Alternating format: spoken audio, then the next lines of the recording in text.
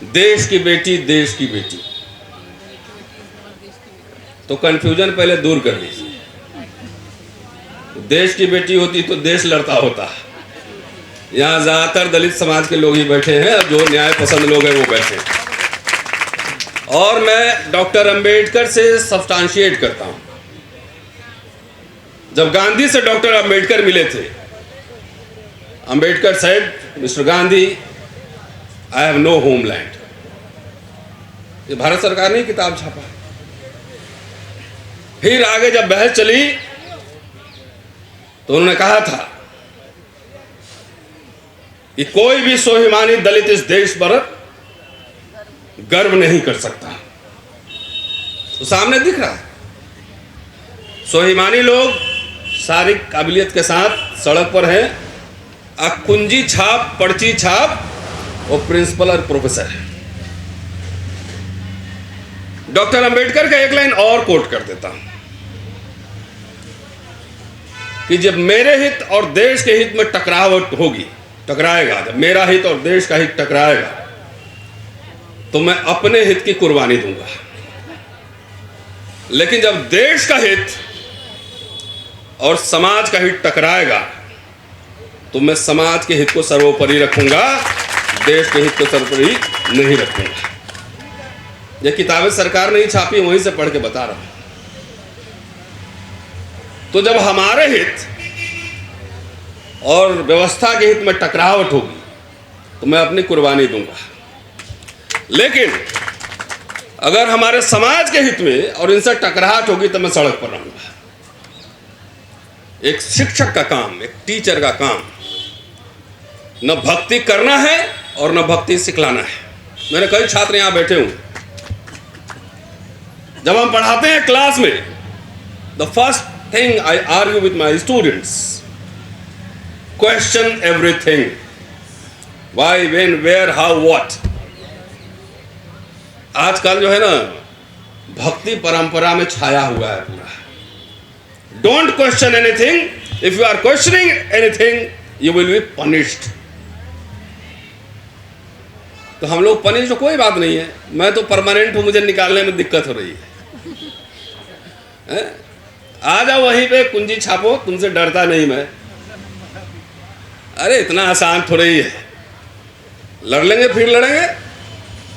बहुत नेताओं पे भी चर्चा हुई अभी।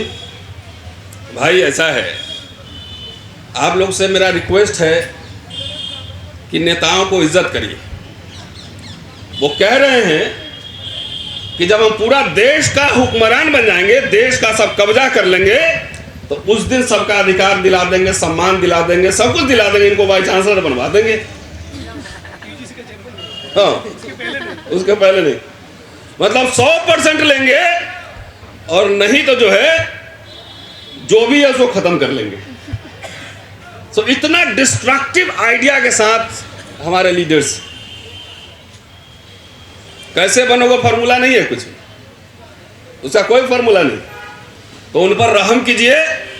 और मुझे लगता है कि जब समाज और राजनीति में टकराहट होगी तो समाज हर समय आगे रहता है। उदाहरण है जिग्नेश, 2 अप्रैल का आंदोलन, लीडर नहीं थे कहीं, रोस्टर का आंदोलन यहीं से शुरू हुआ। आप आए थे उस प्रोग्राम में, आप आए थे। 1 साल तैयारी की गई। हमारे नेता जब 5 तारीख को हम लोग जीत लिए तो 6 तारीख को ट्वीट आता है। तो उनको छोड़ दीजिए, समाज जागृत कीजिए उनको। भाई एमएलए एमपी तो 200-400 ही बनना है, लाखों लोगों को नौकरियां मिल सकती हैं, लाखों लोग को रोजगार मिल सकता है।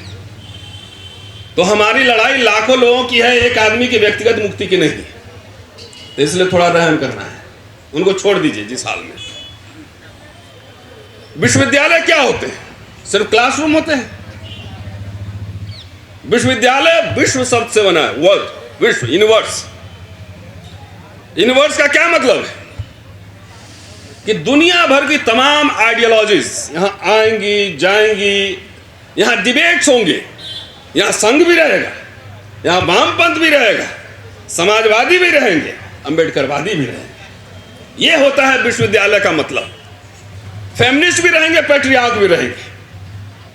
डेमोक्रेसी का मतलब यह नहीं है कि हम सब एक विचारधारा मानते हैं और एक साथ रहते हैं।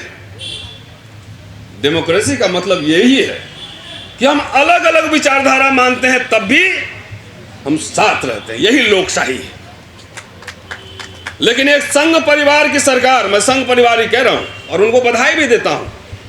ये कांशी राम जी ने सोशल इंजीनियरिंग का जो फॉर्मूला दिया था, हमारे लोग भूल गए, लेकिन संघ परिवार ने सीख लिया। एक उधर ट्राइबल सीएम बना लिया, लो एक एक चाहिए ना, समाज हमारा एक नेता खाली चाहिए, मंत्री चाहिए, बाकी मरो जिए तुम जानो। तो एक यादव भी बना दिया उधर, एक इधर डिप्टी सीएम दलित भी बना दिया। तो उसका चेहरा देख के खुश हो, नौकरी की क्या जरूरत है, रोजगार की क्या जरूरत है। तो इस मामले में वो इंजीनियरिंग आरएसएस वालों ने सीख लिया, हमारे लोग बैक गियर में चल रहे हैं। जो आंदोलन जिसको करना चाहिए, देखिए हक हकूक, अंबेडकरवाद क्या है, डिग्निटी, इक्वालिटी एंड डिग्निटी। और मैं दलित इसलिए कहा कि ये जिम्मेदारी सबसे पहले इस देश के दलितों की है कि वो इक्वालिटी के लिए और डिग्निटी के लिए सबसे पहले आगे फ्रंट पर आके लड़े, क्योंकि इसका विक्टिम जो है सबसे ज्यादा वही है। बाकी सब लोग का स्वागत है, न्याय पसंद जितने लोग हैं सबका स्वागत है। हम बहुत गंभीर दौर से गुजर रहे हैं। हमारा मिडिल क्लास, उसको बुर्जोजी बोलते हैं, मिडिल क्लास हमारा नहीं होगा तो हमारे संगठनों को और नेताओं को चंदा देने वाला भी लोग नहीं रहेगा। कैसे चलाओगे? जो लोग सवाल करने वाले लोग हैं, सवाल करने का मतलब सबसे सवाल किया जाएगा। हमें लोग कहते हैं कि मैं अमुक पार्टी का डिफेंड कर रहा हूं, इसको डिफेंड कर रहा हूं, मुझे कुछ दलाली मिल गया है। हमारे दलित सभी कहता है, व्हाट्सएपिया सब, व्हाट्सएपिया दलित सब भक्त। ये तो मैं दलाली करता होता किसी सिस्टम का तो मैं वाइस चांसलर होता, अभी मैं लोकसभा में होता, मैं राज्यसभा में होता। ये 5 साल से मेरा छुट्टी रोका हुआ है, मेरा प्रमोशन रुका हुआ है, 4 मुकदमे लादे हुए हैं। तो ऐसा कोई दलाली होता है क्या? उल्टा बैक गियर में मेरे ऊपर मुकदमे चल रहे हैं। हम ऐसे कुंजी छाप फर्जी लोगों से मैं डरता नहीं। तुम मान लो कि मेरा प्रमोशन, मैं तो परमानेंट हूं, हटाओगे कैसे? जब तक मेरे वो गंभीर आरोप नहीं लगे, महिला उत्पीड़न 2 बार लगाए तो उसी जगह हरा दिया, आज तक रिपोर्ट नहीं दिया। तो मैं तो नासूर बना हुआ। ये करेला नीम चढ़ा, करेला भी है नीम चढ़ा है। तो जो लोग आवाज उठा रहे हैं, जो बोले यहां भक्ति का नहीं है, मैं किसी के प्रोटोकॉल में नहीं हूं, मेरा कोई बॉस नहीं है, मेरा काम लिखना, पढ़ना, बोलना, लोगों को जागृत करना, ये इंटेलेक्चुअल का काम होता है। जो अपने समय के जलते प्रश्न पर अपनी राय नहीं रखे तो प्रोफेसर होने का कोई मतलब नहीं है। पेट पालू समाज है, जाओ खाना खाओ, घर में सो। इस चीज की हम कीमत चुका रहे हैं और चुकाएंगे। इसके लिए डरने, मैं अपनी लड़ाई थोड़ी लड़ रहा हूं। मेरे घर पे आके देखिए तो आपके एमपी से ज्यादा बड़ा बंगला में रहता हूं, भी 5 साल के लिए नहीं, 38 साल के लिए। तनख्वाह भी उनसे कम नहीं मिलती है और लोग जानते भी कम नहीं।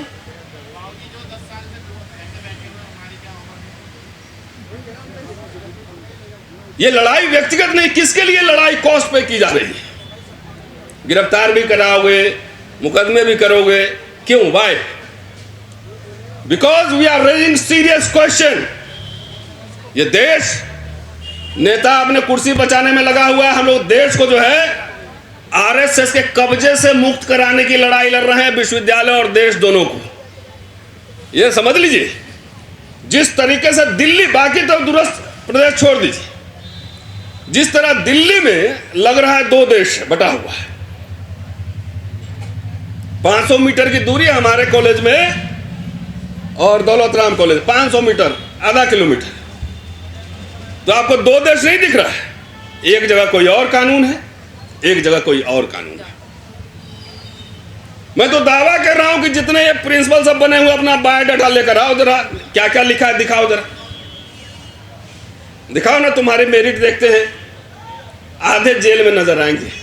लेकिन कब्जा किया हुआ लगता है कि यूनिवर्सिटी पे, देश पे कब्जा कर लिए, तो इसको निकाल दो, उसको निकाल दो, उसको सजा दे दो, ये चल रहा है। तो जो डर गया वो मर गया। अब मरना तो एक दिन है ही सबको, अमर तो कोई होना नहीं। तो दो तरह के लोग हैं, एक तो जीते जी मरने की तैयारी करते हैं और एक मरने के बाद जिंदा रहने की तैयारी करते हैं। दूसरे तरीके के लोग बहुत कम होते हैं। बाकी तो सबको बगल में निगम बोध घाट पर जाना ही। कम से कम देश में ये सब चल रहा था, संविधान की जगह मनुस्मृति लागू हो रहा था किस्तों में। उस समय जिस समय हमारे नेता चुप्पी साधे बैठे थे, उस समय इतिहास गवाह होगा कि हम लोग सड़क पे इसके खिलाफ लड़ रहे थे। हमारा कंट्रीब्यूशन ये होगा। आजकल जाइए कॉलेज में, आपको बड़े बड़े अक्षरों में लिखा है कि जो धर्म की रक्षा करता है उसकी रक्षा धर्म करता है। और आज हिंदू स्टडीज भी खुल गया, अच्छा हुआ है। हमारे पास भी 4th ईयर में लाओ, मनुस्मृति हम पढ़ाएंगे। अच्छा है, खोलो। पढ़ना, इंटरप्रिटेशन करना तो हमारा काम है ना, हिस्टोरियन इंटरप्रिटेशन करता है। तो लिखा हुआ है सब जगह, कई जगह मैंने देखा है, हमारे कॉलेज में भी। जरा एक काम करते हैं, प्रिंसिपल को बुलवा लो, इसी लाइन पे खाली लाइव डिबेट कराते हैं कि धर्म क्या है। भारत धर्मों का देश है, धर्मों का देश है। तो एक एजेंडा चल रहा है। कल मैं था शाम में मेरठ में, तो वहां पे देखा पंचायत भवन में मंदिर बना हुआ। तो मैंने पूछा कि इसमें तो सब जाति धर्म के लोग होंगे गांव में। बोला हाँ। तो खाली मंदिर क्यों बना है? थाने में भी जाइए, संवैधानिक संस्था है, मंदिर बना हुआ है। तो ये लंबे समय से आरएसएस, आपका दिमाग जो हमारे कुछ लोग भी भटके हुए हैं, इमेजिनेशन कैप्चर कर रहा था। इलेक्शन आएगा, तुम हिंदू हो, आशीष कुमार हिंदू हो, जिग्नेश मेवानी हिंदू हो। तो धीरे धीरे सब जगह पे अपना सिंबल बैठा दिया। तो जो सिंबल लिए हैं मोदी जी, उसी का लॉजिकल आउटकम है। धर्म जो लिखा जा रहा है, विश्वविद्यालय धर्म के केंद्र नहीं होते, ज्ञान विज्ञान के सृजन के केंद्र होते हैं। तो इसका मतलब कौन सा धर्म है? अब बोलते हैं कई लोग, देखिए अब तो ओबीसी को बना दिया, दलित को बना दिया। तो हमने थोड़ा इतिहास भी ठीक से पढ़ लो। इतिहास पढ़ो कि इतिहास में क्षत्रिय सिर्फ राजा नहीं रहे हैं, वरना सिस्टम के हिसाब से ब्राह्मण का काम पूजा करना, क्षत्रिय का काम राजकाज करना था।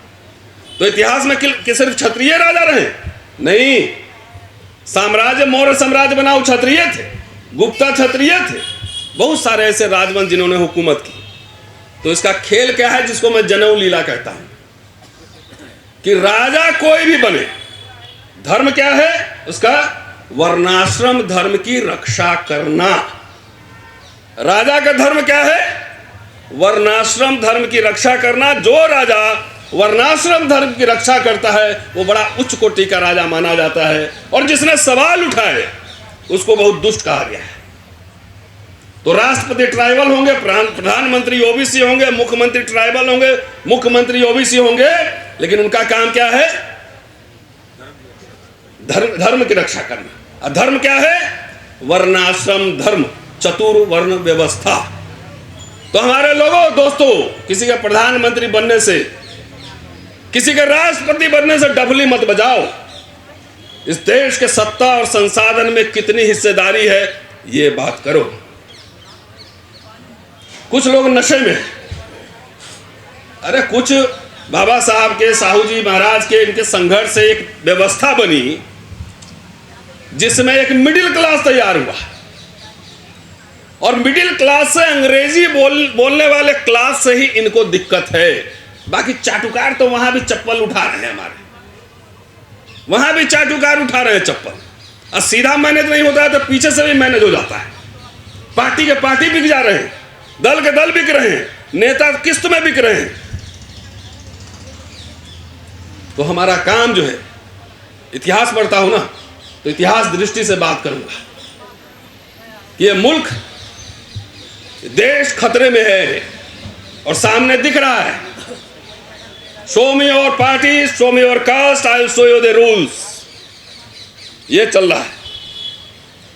नेता अभी देखिए, सब तो है ही, बोलेगा, बाहर से देखेगा तो सब बोलेगा अरे ट्राइबल लेडी राष्ट्रपति हैं, ओबीसी तो है ही प्रधानमंत्री। लेकिन देश के संसाधन में आपका कितना रिप्रेजेंटेशन है? सिर्फ दिल्ली विश्वविद्यालय में 70 कॉलेज होंगे, सिर्फ एक कॉलेज में एक दलित प्रिंसिपल है, एक कॉलेज में। आपके प्रोफेसर कहाँ हैं? ये क्यों खत्म करना चाहता है रिजर्वेशन? ये क्यों क्रीमी लेयर लाना चाहता है? क्योंकि जो इनलाइटेंड है, जो अंग्रेजी बोल सकता है, कम्युनिकेट कर सकता है, जो सवाल खड़े कर सकता है, उसको वहां से हटा दो, उसको हटाओ। गुलाम टाइप के लोग लाओ। कल मैं कह रहे थे लोग मुझे, हमले बाबा साहब एक और काम अच्छा कर देते ना तो ज्यादा बेहतर रहता। वो बोल देते कि भाई अब विधानसभा और लोकसभा में आरक्षण हो गया है, लोकसभा विधानसभा में आरक्षण हो गया है भाई, 130-32 आने आएंगे कि दलितों की अब पार्टी नहीं होनी चाहिए। इन्हीं 131 सांसद के पीठ पर चढ़ो और उसको बोलो कि मुझे देश के संसाधन में हिस्सेदारी चाहिए।